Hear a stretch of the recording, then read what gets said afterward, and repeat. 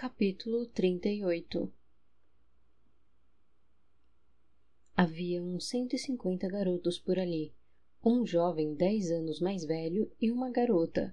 Os 17 escolhidos achavam que iriam entrar em uma cadeia de segurança máxima e retirar de lá um prisioneiro que provavelmente estava condenado a morrer esquecido naquela prisão.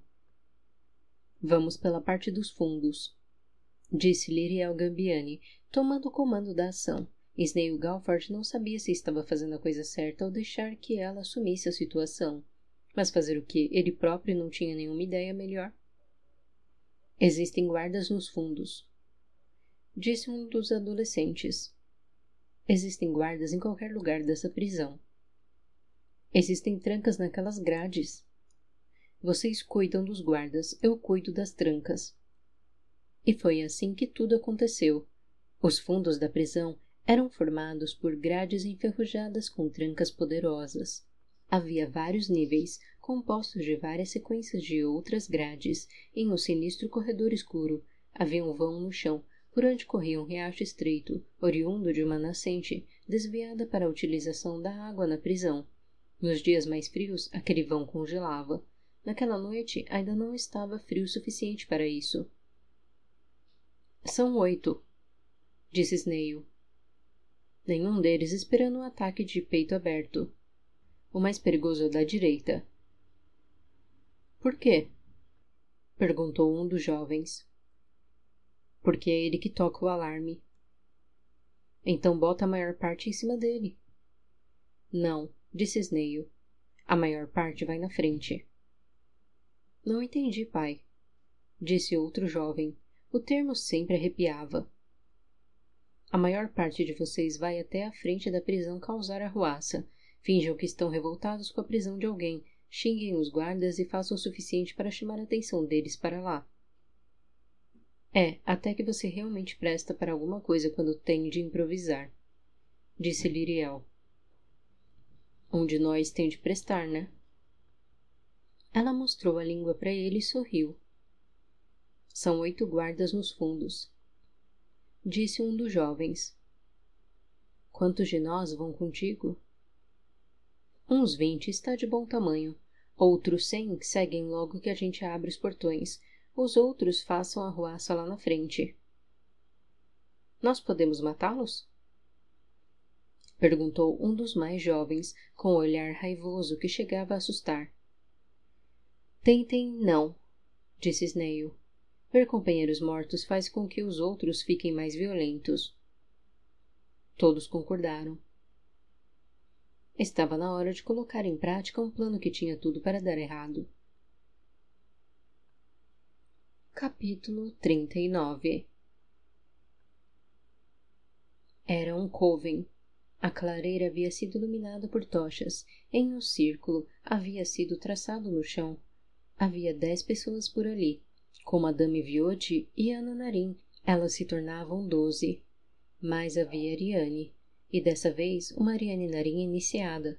Logo dessa vez, elas eram em 13. O número de um coven. O que mais surpreendia Ariane, contudo, era que dessa vez havia homens. 4 deles. Mãe, ela sussurrou. Não sabia que homens podiam frequentar essas coisas. Ana sorriu. Querida, nesse caminho que seguimos, todas as pessoas são iguais. Não fale como se os homens fossem menos importantes do que as mulheres nos rituais. Na verdade, para que haja harmonia em nossas vidas, deve haver um equilíbrio entre as energias masculina e feminina, compreende? Ariane aqueceu 2 vezes. É ela? Perguntou ao fundo uma das mulheres ao se aproximar de Madame Viotti. O olhar da mulher estava em Ariane. É, respondeu a sacerdotisa. Ana Narim orientou Ariane a se despir para ser banhada com água aquecida em uma pequena fogueira improvisada. Ariane não reclamou, já conhecia o banho purificador e sabia que era um momento de reflexão própria, em que deveria limpar suas palavras, seus pensamentos e seus sentimentos. Quando terminou e se enxugava em uma toalha, teve uma grande surpresa. A mãe se aproximou com 2 túnicas em forma de manto, um pouco maiores que o seu tamanho, mas que lhe serviriam bem. As túnicas eram leves, de tecido bom que cobria o corpo todo, com um capuz que tomava boa parte da cabeça quando colocado. Internamente, eles o chamavam naquele coven pela forma do capuz que lembrava um corvo, de manto de Ravenna. O mais interessante, porém, não era o tecido nem o capuz. Em nosso coven gostamos dessas duas cores, disse Ana Narim, imaginando a surpresa da filha. Ariane mal conseguia acreditar no que via. Qual dos dois você prefere? Havia um manto branco e um manto vermelho. Um manto branco idêntico ao que ela usara aos 9 anos, quando seguia para a casa da avó, dilacerada por um lobo marcado. Eu seria o quê, mãe? Repete. Ariane se lembrava de quando a mãe lhe explicara pela primeira vez o motivo de ter ido sozinha à casa da avó, o dia fatídico, o dia impossível de esquecer. Iniciada. O dia em que o branco se tornou vermelho. Você era para ter sido iniciada aos 9 anos, exatamente como sua avó previu que deveria acontecer. Ariane mantinha os olhos arregalados, a típica expressão que instintivamente assumia sempre quando ou tudo parecia fazer sentido ou nada parecia sensato. A mãe ainda segurava os 2 mantos à frente. E então, qual dos dois? Ariane Narim sorriu um riso difícil de descrever. Poderia fugir da existência de acontecimentos passados. E você bem sabe o que impediu isso. Ou aceitá-los de vez, de forma a superá-los. A escolha era difícil, mas ela sabia que era também igualmente inevitável. O vermelho. Ela respondeu. O local onde aconteceria o ritual havia sido varrido com vassoura, eliminando negatividades. O cheiro do local provinha da defumação provocada pela queima de ramos de sálvia. A maioria usava o manto branco. Naquela noite, apenas Ariane e mais 3 pessoas optavam pelo vermelho escuro. Em rituais de magia branca, a alta sacerdotisa era responsável por tudo, desde definir a função de cada um até explicar os motivos da reunião e dos rituais em questão. E foi o que Madame Viot fez. Hoje, aqui reunidos, após tanto tempo e diante de ameaças a que sobrevivemos, e em nome de outras e outros que infelizmente não caminharam pelo mesmo destino, nós invocaremos nossa Criadora e Criador para darmos prosseguimento a algo que esperamos há anos nas escrituras semidivinas e acreditamos com fé inabalável. As pessoas estavam dispostas em um círculo. Acontece que eu, sua avó e todas as mulheres dessa família estamos ligadas a um grupo muito especial de pessoas. Madame Viot gostava que todos dessem as mãos e fechassem os olhos quando explicava os motivos da reunião. Os homens distribuíram-se de maneira simétrica entre as mulheres, de forma a espalhar de melhor forma as energias masculina e feminina. A menina iniciada aos 13 anos e que hoje se encontra presente neste coven pela primeira vez é uma menina nascida no dia 13, numa noite de lua negra, no dia da terra. Uma menina que sobreviveu a um animal marcado e desafiou a morte em nome da própria fé e do próprio amor. Em outras palavras, uma menina que nasceu tocada. As pessoas mantinham silêncio, mas era perceptível que, ainda que nada dissessem, sentimentos diferentes começavam a correr naquela corrente de energia. E você não é diferente, aliás, muito pelo contrário.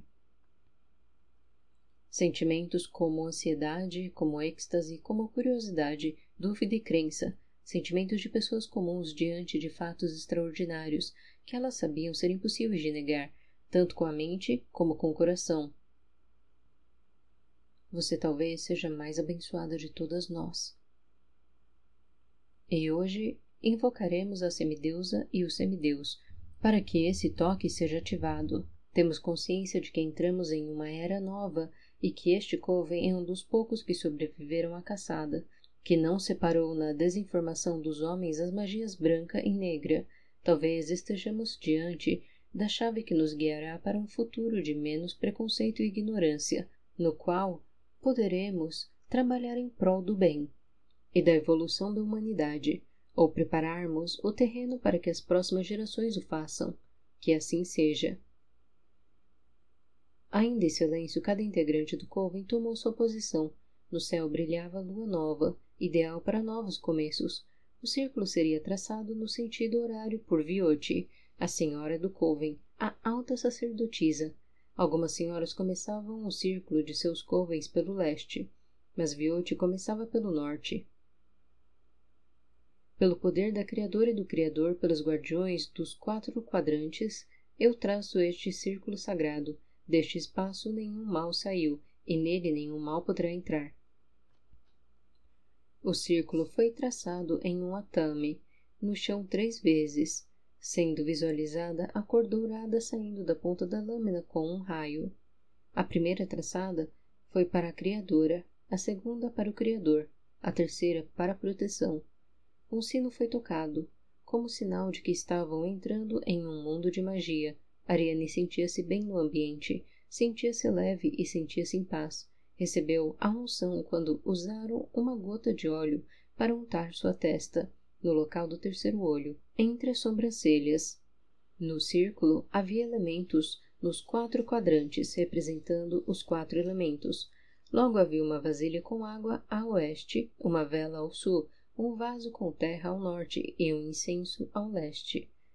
Assim uma vela foi acesa e todos se prepararam para o momento em que os guardiões dos 4 quadrantes seriam invocados. A alta sacerdotisa ergueu o atame e disse ao norte: Eu invoco os guardiões do norte. Venham se juntar a nós neste círculo. Poderes da terra, e vigiem este espaço sagrado. Sejam bem-vindos. Ela foi então ao ponto leste, ergueu o atame e disse: Eu invoco os guardiões das torres do leste. Venham se juntar a nós neste círculo. Poderes do ar, e vigiem este espaço sagrado. Sejam bem-vindos. Todos adquiriram a forma de um pentagrama, e no ponto sul, com o atame novamente erguido, novamente ela disse: Eu invoco os guardiões das torres do sul. Venham se juntar a nós neste círculo. Poderes do fogo, e vigiem este espaço sagrado. Sejam bem-vindos. E por último, a oeste. Eu invoco os guardiões das torres do oeste. Venham se juntar a nós neste círculo, poderes da água, e vigiem este espaço sagrado. Sejam bem-vindos. Os guardiões se aproximaram. Eles surgiam dos mesmos planos dos devas, e o mais interessante é que, assim como a alta sacerdotisa, a menina tocada os viu se aproximarem, e até mesmo sorriu para eles. E então chegara o momento mais esperado. Era a hora daquele coven dar prosseguimento à invocação dos semideuses, o momento em que a Criadora e o Criador eram chamados por sua criação para dar sentido à existência. E claro, se você está aqui comigo há tanto tempo, acho justo que seja meu escolhido, e o escolhido delas nesta noite. Entenda que para que o ritual seja concluído, eles precisam de uma energia semidivina masculina e uma feminina.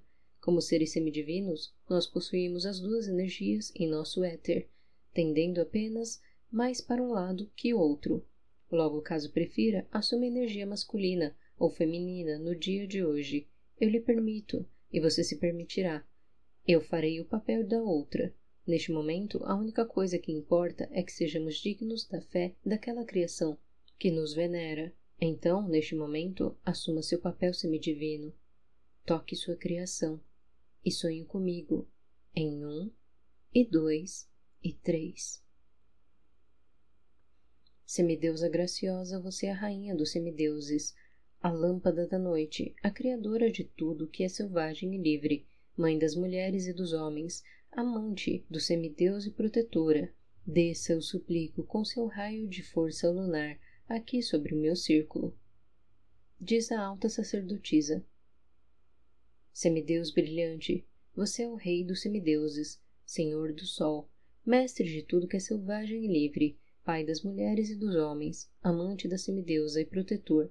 Desça, eu suplico, com seu raio de força solar. E ali nós chegamos.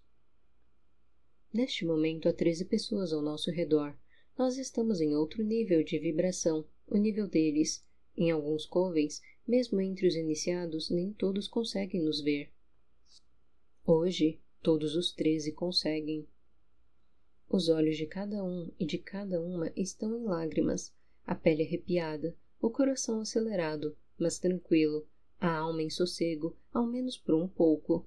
Você repara no fascínio com que olham para nós e vê no brilho que transcende a expressão humana a fé em algo maior do que eles podem entender, pois a eles não é preciso o entendimento da criação, mas a fé no que lhes dá vida. Nós caminhamos ao redor do círculo e ao redor deles. Eles estão em roda, e você escuta cada um deles agradecer nossa presença. A alta sacerdotisa então desenha o pentagrama de invocação, e o ritual começa. Ó semideuses que nos abençoam, e que aqui hoje, presente, dão vida a este nosso momento, a que nos reunimos, para que possamos, se não ao menos entender, ao menos contribuir para que os melhores caminhos deste coven sejam seguidos. Esperamos que a menina aqui tocada no nascimento seja alçada a toda glória e capricho que rodeia seu destino e que possamos ter a disciplina para guiá-la em um caminho tão importante. A alta sacerdotisa conduz uma meditação que não nos importa. Importa apenas a reação deles às palavras que lhes são ditas, porque seguimos a meditação que lhes é dita. O padrão vibratório de cada um se iguala, e seus pensamentos se acalmam e nos permitem tocá-los. Você me vê ir até a alta sacerdotisa e sussurrar algo no ouvido dela, algo que ela deve fazer, um lugar onde ela deva ir. Lágrimas escorrem dela, mas a voz continua a guiar seu coven, e enquanto a voz dela guia os pensamentos deles, você caminha ao meu lado na direção de cada um, ou cada uma, dos presentes. Em nossa dupla energia, aquele que de nós dois hoje representa a energia feminina toca primeiro com o polegar a testa de cada um, a outra toca depois. A cada rosto pelo qual passamos, nós podemos sentir a pureza que existe no desejo de ser melhor ou de tentar ser, de cada um. Algumas são pessoas humildes, outras de classe social elevada.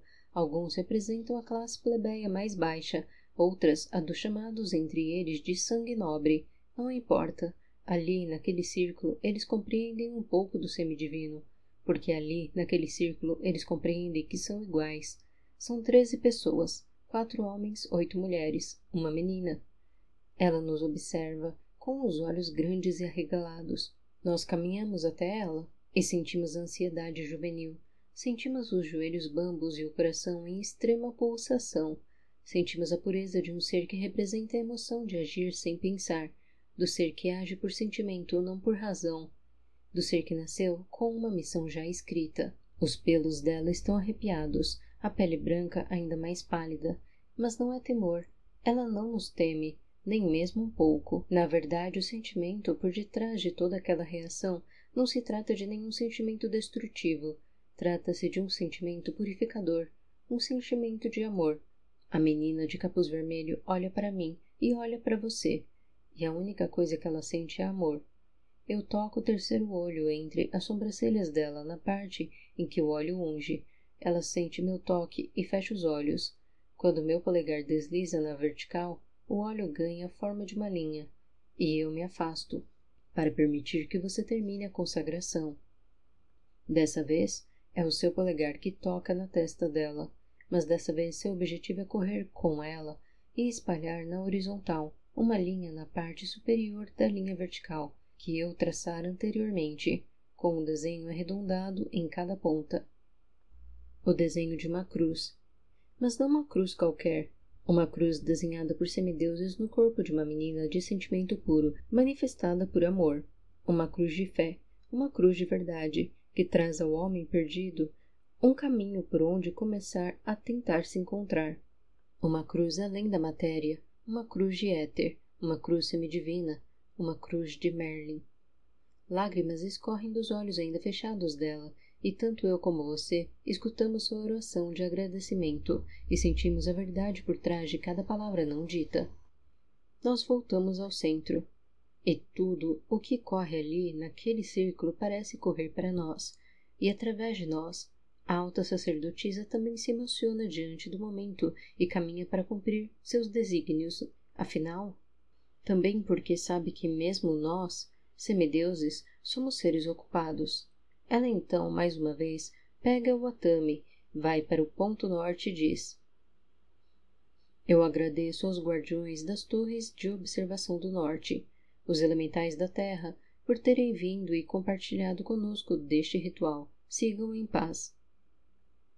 E vai até o ponto leste, ergue o Atami e diz: Eu agradeço aos guardiões das torres de observação do leste, os elementais do ar, por terem vindo e compartilhado conosco deste ritual. Sigam em paz. E faz o mesmo no ponto sul. Eu agradeço aos guardiões das torres de observação do sul, os elementais do fogo, por terem vindo e compartilhado conosco deste ritual. Sigam em paz. E no ponto oeste. Eu agradeço aos guardiões das torres de observação do oeste, os elementais da água, por terem vindo e compartilhado conosco deste ritual. Sigam em paz. Os elementais se vão, e Ariane Narim também os vê partindo.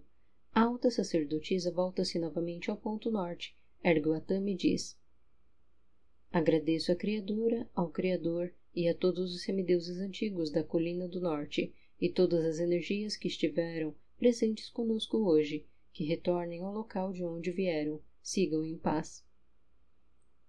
E é aqui que nós voltamos sem interferir demais, sem sussurrar demais, voltamos como seres superiores, mas que, ao mesmo tempo, por admirá-los tanto, gostaríamos de viver ao lado deles um pouco. Não importa, o fato é que nós os amamos, e eles nos amam de volta, e é por ter consciência dessa relação de veneração que você deixará esse local comigo em 3 momentos. Em 1, em 2, em 3. Madame Viotti por fim andou em volta do círculo no sentido anti-horário 3 vezes, imaginando que a Terra estava puxando de volta a energia dourada que lhe fora doada na abertura. Com o Atami lhe construí, com o Atami lhe desfaço, e envio as energias aqui presentes neste círculo sagrado novamente ao centro do universo. Ele está aberto, mas não quebrado, pelo poder de 3 vezes o 3, que assim seja e que assim se faça. E todo o coven disse 3 vezes, como se fosse um só. O círculo se desfaz, mas ele nunca se rompe. Ariane Narim, por baixo do capuz vermelho, ainda chorava lágrimas de emoção do ser humano que sente o toque do ser semidivino. Determinados eventos e determinadas pessoas foram criadas com uma missão que não pode ser interrompida, entende? Enfim, estava onde a avó lhe preparara desde o nascimento para estar, e dera vida por isso. Pessoas como você são enviadas para nos lembrar o quanto somos maravilhosos, o quanto somos em parte semidivinos e o quanto somos parte de uma criação que não apenas se renova em nós como aprende conosco. O capuz vermelho ainda lhe contornava o corpo e a face, mas dessa vez a cor não lhe causava pânico. A cor do sangue não mais trazia o pensamento de morte, mas o de vida. A avó não lhe era mais vítima, mas heroína. O futuro lhe parecia condizente e o destino aceito. Essa menina é muito especial, muito, muito especial. As lágrimas que caíam não eram mais de tristeza, ao menos não de tristeza. O passado finalmente estava superado. O vermelho enfim se tornara branco.